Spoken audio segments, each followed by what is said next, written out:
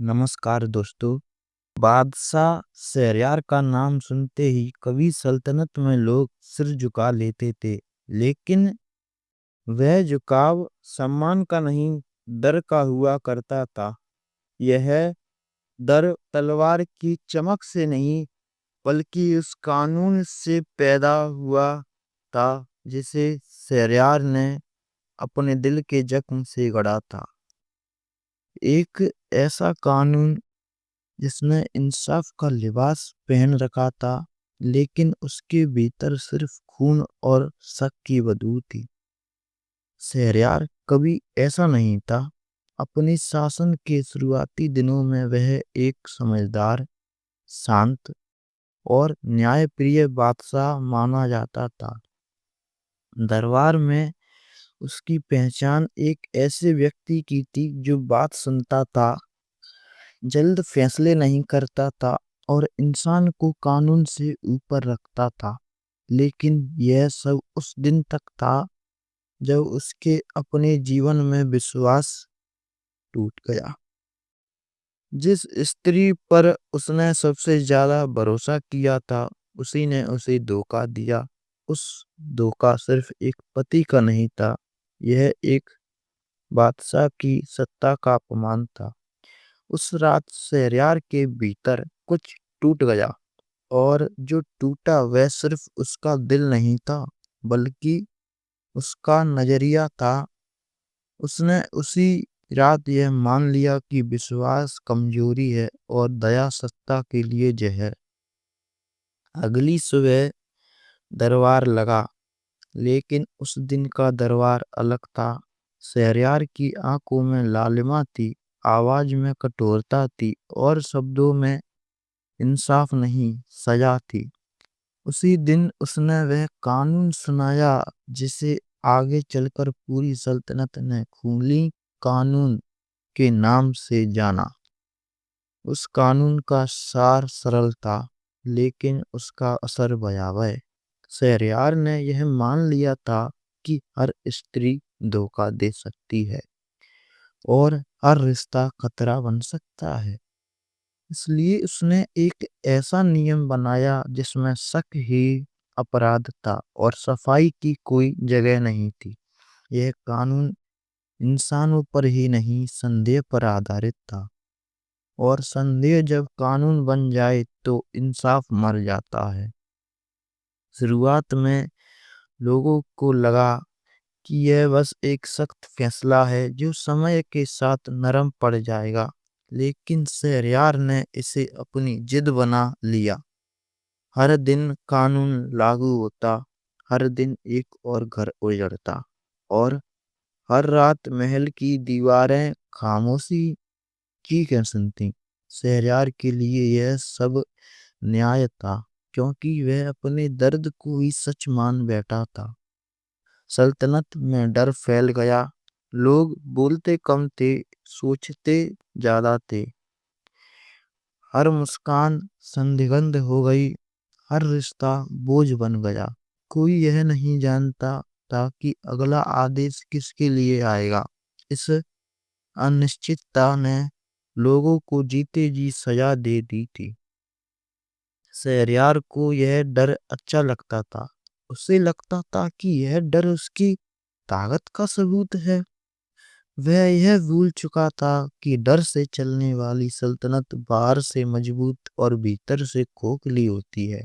दरबार में कोई विरोध नहीं था, लेकिन कोई सच्चाई भी नहीं थी। हर सलाह चापलूसी में बदल चुकी थी। कई बार शहरयार रात में जाग जाता, लेकिन वह बेचैनी आत्मग्लानि की नहीं होती थी, बल्कि और ज्यादा शक्ति की योजना की होती थी। उसने अपने दर्द को समझने की कोशिश नहीं की, बल्कि उसे दूसरों पर थोप दिया। यही वह बिंदु था जहां एक शासक तानाशाह बनता है। खूनी कानून ने सबसे पहले भरोसे को मारा, फिर रिश्तों को, और अंत में इंसानियत को।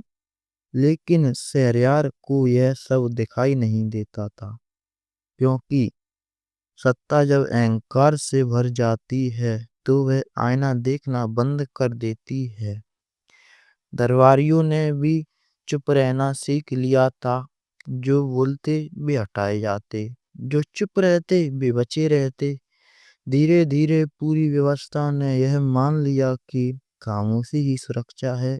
यही वह जीत थी जिसे शहरयार जीत समझ रहा था, जबकि असल में यह उसकी सबसे बड़ी हार थी। शहर में कहानियां फैलने लगी। कोई खुलकर नहीं बोलता था, लेकिन हर घर में डर की एक परछाई रहती थी। लोग बच्चों को चुप रहना सिखाते थे, सवाल नहीं पूछना सिखाते थे, क्योंकि सवाल अब खतरा बन चुके थे।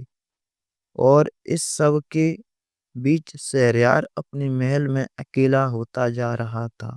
उसके चारों ओर लोग थे, लेकिन उसके भीतर कोई नहीं था। उसने रिश्तों को खत्म कर दिया था, लेकिन बदले में उसे शांति नहीं मिली, सिर्फ एक अंतहीन खालीपन मिला। उसे लगता था कि यह कानून उसे मजबूत बनाएगा, लेकिन उसने उसे और कठोर बना दिया। कठोर इतना कि अब वह खुद भी नहीं जानता था कि कब वह राजा है और कब सिर्फ अपने डर का कैदी। खूनी कानून अब सिर्फ एक आदेश नहीं था, वह शहरयार की पहचान बन चुका था। और यही सबसे खतरनाक स्थिति होती है, जब किसी इंसान की पहचान उसके सबसे बुरे फैसले से जुड़ जाए। खूनी कानून के कुछ ही समय बाद शहरयार ने यह महसूस करना शुरू कर दिया था कि उसकी सल्तनत बाहर से जितनी शांत दिखती है, भीतर से उतनी ही बेचैन हो चुकी है। यह बेचैनी शोर नहीं करती थी, ना ही विद्रोह में बदलती थी, बल्कि यह एक धीमी आग की तरह हर दिल में सुलगती रहती थी। लोग काम करते थे, लेकिन मन से नहीं, मुस्कुराते थे, लेकिन आंखों से नहीं, और जीते थे, लेकिन उम्मीद के बिना। शहरयार के लिए यह सब नियंत्रण का प्रमाण था। उसे लगता था कि जब लोग डर के कारण गलती नहीं करते, तो व्यवस्था सही चल रही है। लेकिन वह यह नहीं समझ पाया कि डर गलती को नहीं रोकता, वह सिर्फ सच को छुपा देता है। और जहां सच छुप जाए, वहां झूठ अपने आप पनपने लगता है। दरबार अब एक औपचारिक जगह बन चुका था। वहां फैसले होते थे, लेकिन विचार नहीं। सलाह दी जाती थी, लेकिन सच्ची नहीं। हर दरबारी यह जानता था कि शहरयार क्या सुनना चाहता है, और वही सुनाया जाता था। धीरे धीरे शहरयार को भी यह आदत पड़ गई कि वह सिर्फ वही सुने जो उसके भीतर के डर को सही साबित करे। कभी कभी उसके मन में एक हल्की सी आवाज उठती, जो पूछती कि क्या यह रास्ता सही है। लेकिन वह आवाज बहुत कमजोर थी, और उसके अहंकार की गूंज में दब जाती थी। सत्ता जब खुद को सवालों से ऊपर समझने लगे, तो यही होता है। वह अपने हर फैसले को जरूरत बताने लगती थी। खूनी कानून का असर सिर्फ महल तक सीमित नहीं रहा। बाजारों में लोग जल्दी सौदा निपटा कर लौट जाते थे। उत्सव फीके पड़ गए थे। शादी ब्याह अब खुशी का नहीं, डर का अवसर बन गए थे। लोग यह नहीं सोचते थे कि आगे क्या होगा, बल्कि यह सोचते थे कि कहीं कुछ गलत ना हो जाए। शहरयार यह सब जानता था, लेकिन उसे फर्क नहीं पड़ता था। उसे लगता था कि यह अस्थाई कीमत है, जो एक मजबूत शासन के लिए चुकानी पड़ती है। उसने अपने दर्द को एक सिद्धांत बना लिया था, और उस सिद्धांत को कानून का दर्जा दे दिया था। समय बीतता गया, और खूनी कानून शहरयार की आदत बन गया था। अब वह किसी घटना पर प्रतिक्रिया नहीं देता था, बल्कि पहले से तय शक्ति दिखाता था। इंसान उसके लिए व्यक्ति नहीं रहे थे, वे अब सिर्फ संभावनाएं थे, धोखे की संभावनाएं। और जब इंसानों को संभावना में बदल दिया जाए, तो इंसाफ मर जाता है। कई बार ऐसा हुआ कि दरबार में कोई मामला आया, और सबको लगा कि शायद इस बार नरमी होगी, लेकिन शहरयार ने वही कठोरता दिखाई।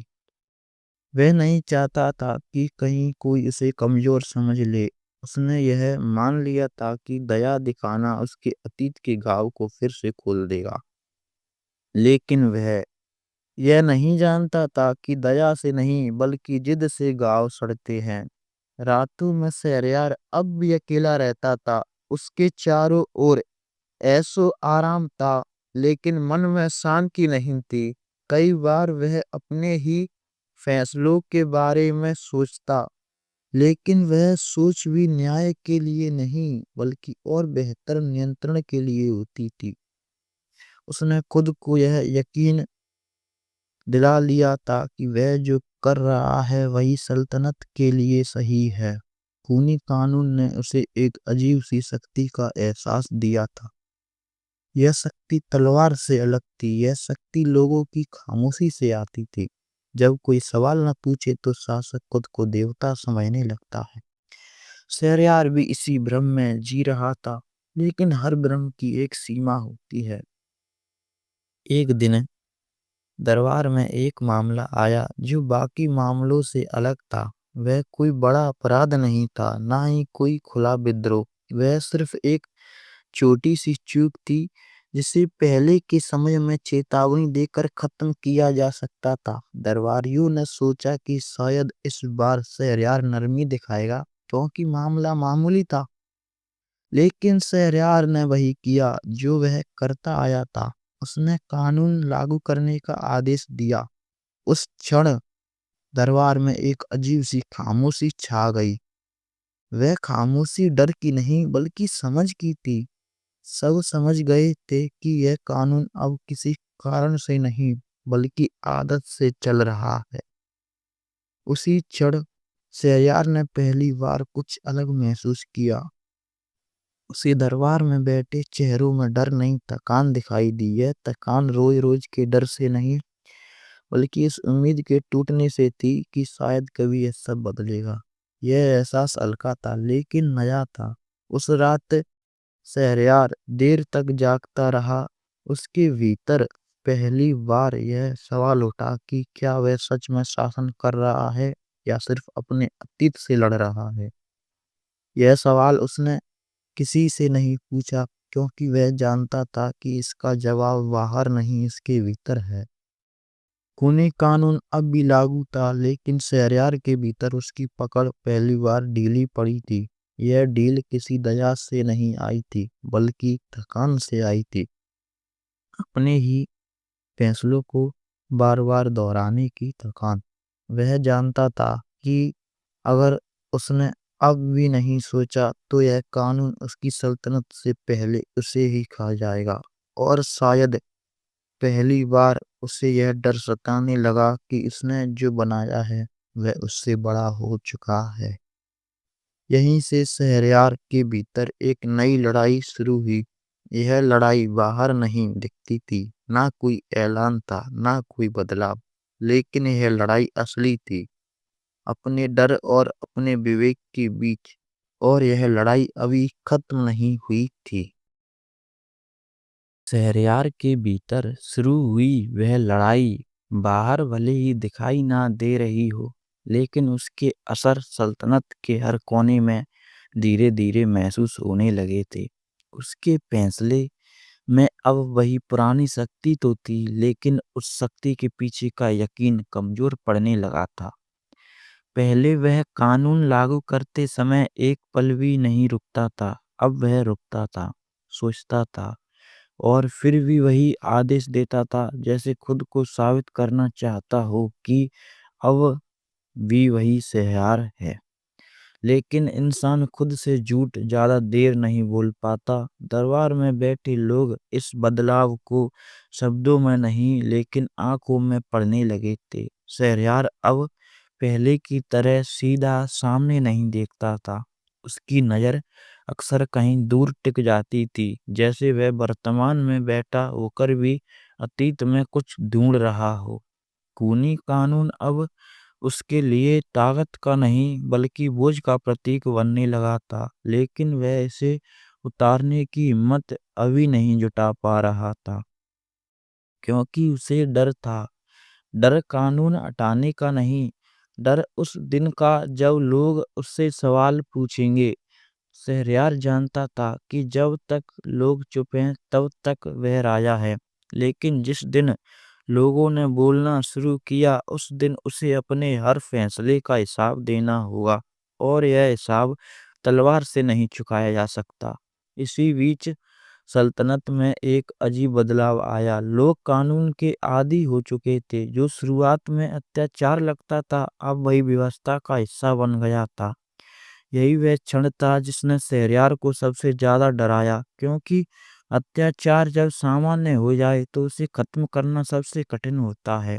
शहरयार ने पहली बार महसूस किया कि उसने सिर्फ लोगों को नहीं बदला, उसने समय को भी बिगाड़ दिया है। अब हर दिन एक जैसा लगने लगा था, डर से भरा, सवालों से खाली।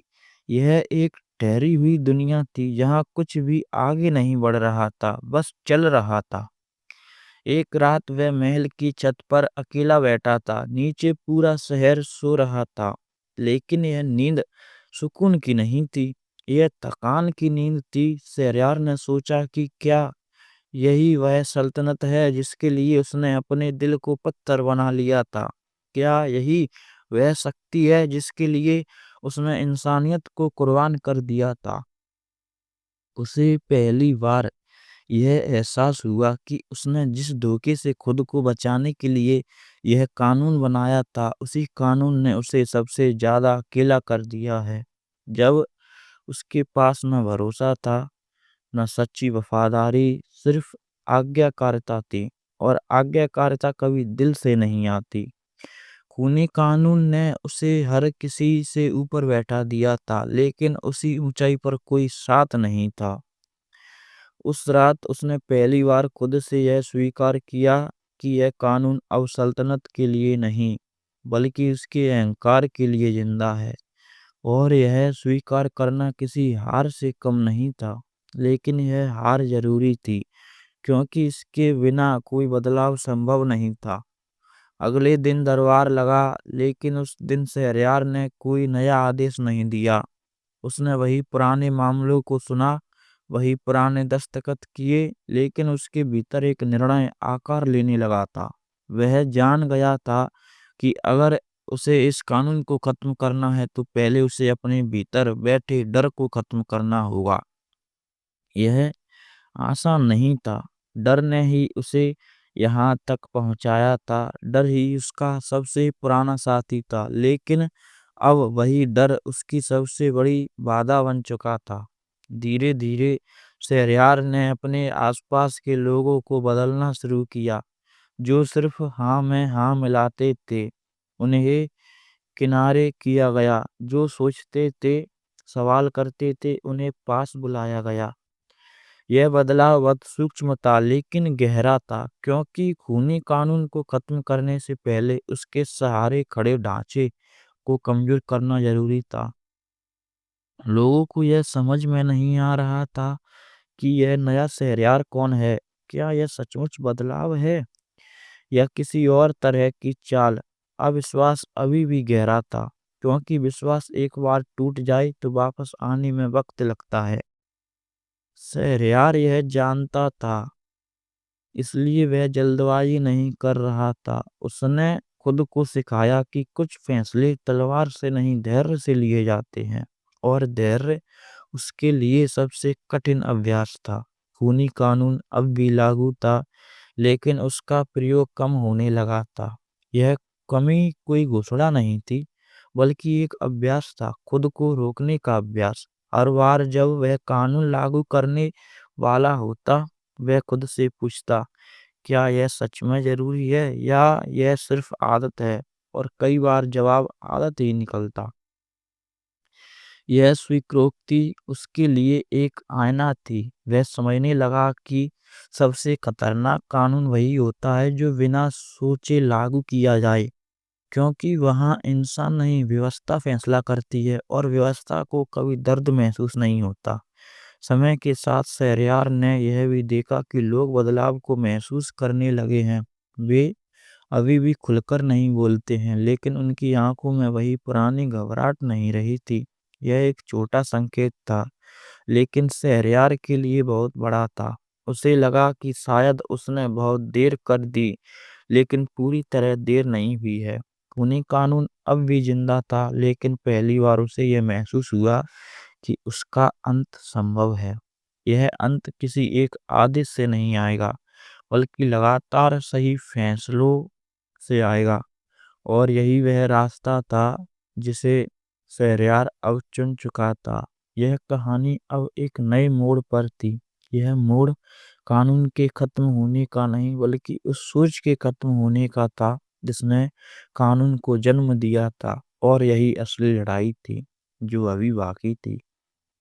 वह दिन आखिर आ ही गया जब शहरयार को समझ आ गया कि कुछ फैसले टाले नहीं जा सकते। खूनी कानून अब सिर्फ लोगों के लिए नहीं, खुद उसके लिए भी एक सजा बन चुका था। वह हर सुबह उसी ताज को पहनता, वही दरबार सजता, वही सलाम होते, लेकिन उसके भीतर अब कोई बादशाह नहीं जागता था, बल्कि एक थका हुआ इंसान उठता था जो अपने ही बनाए कानूनों से हार चुका था।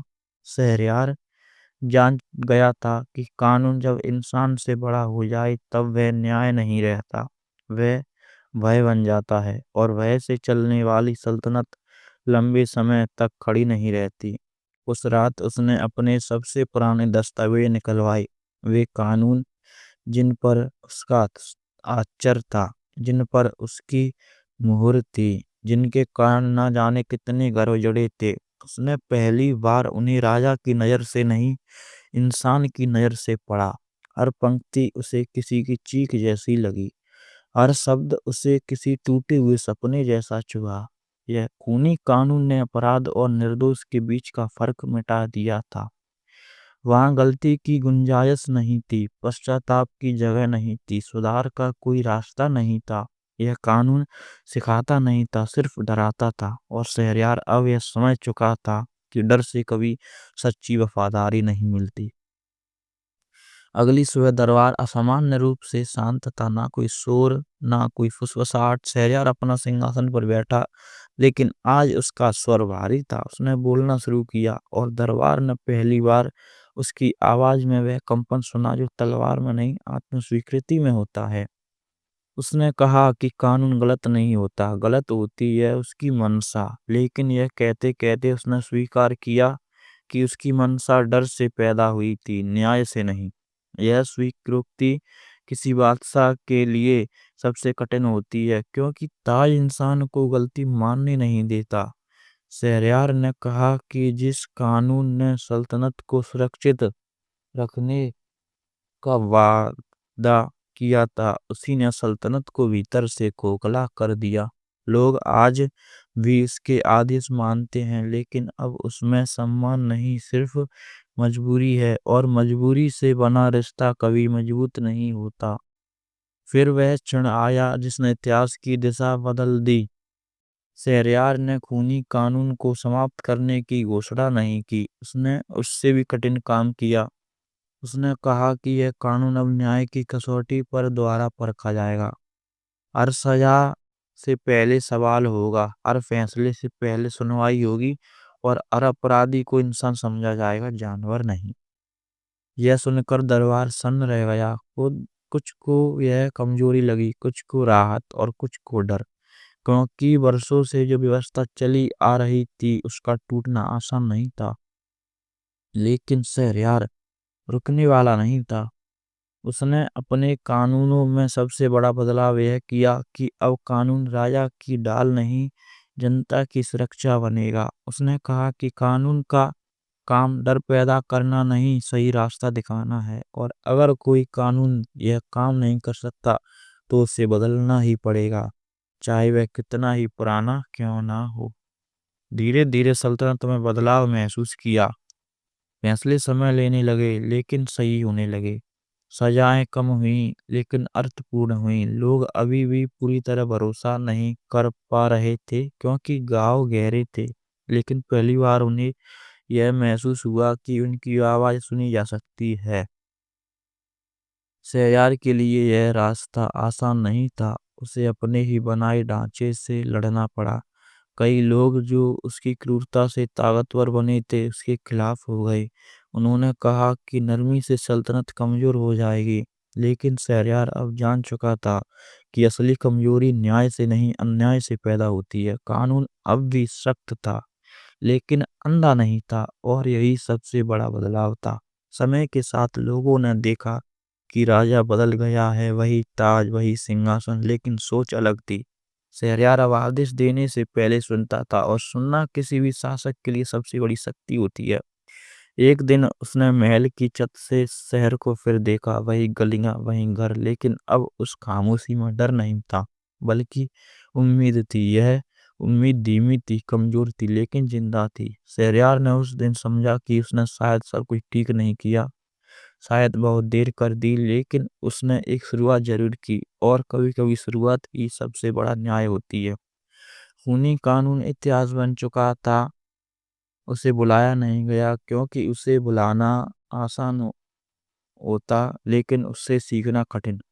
शहरयार चाहता था कि आने वाली पीढ़ियां यह जाने कि कानून जब इंसान से ऊपर बैठ जाता है तो वह तानाशाही बन जाता है। यह कहानी किसी राजा की महानता की नहीं है, यह कहानी एक इंसान की स्वीकारोक्ति की है। यह कहानी इस बात की है कि सबसे बड़ा कानून वही होता है जो खुद को बदलने की हिम्मत रखता हो। और इसी के साथ बागता शहरयार का खूनी कानून अपने अंत को पहुंचा, न तलवार से न विद्रोह से बल्कि समझ से। धन्यवाद दोस्तों मेरी वीडियो देखने के लिए। और प्लीज लाइक करें, कमेंट करें और सब्सक्राइब करें।